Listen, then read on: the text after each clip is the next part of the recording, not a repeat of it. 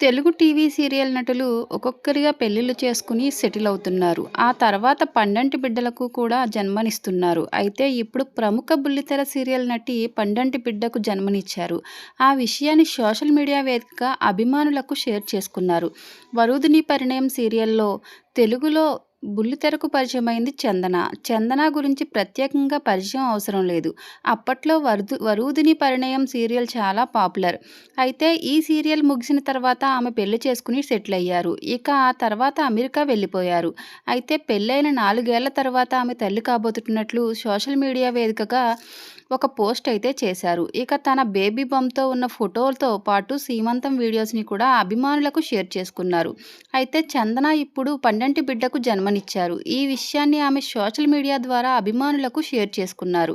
ఇక తనకి 2026 జూలై 26న పండంటి బిడ్డకు జన్మనిచ్చారు చందన. ఇక ఆ విషయం సోషల్ మీడియా వేదికగా షేర్ చేసుకున్నారు. అభిమానులైతే కంగ్రాట్స్ చెప్తూ కామెంట్స్ అయితే పెడుతున్నారు. పాపతో ఉన్న బ్యూటిఫుల్ మూమెంట్స్‌ని అభిమానులతో షేర్ చేసుకున్నారు.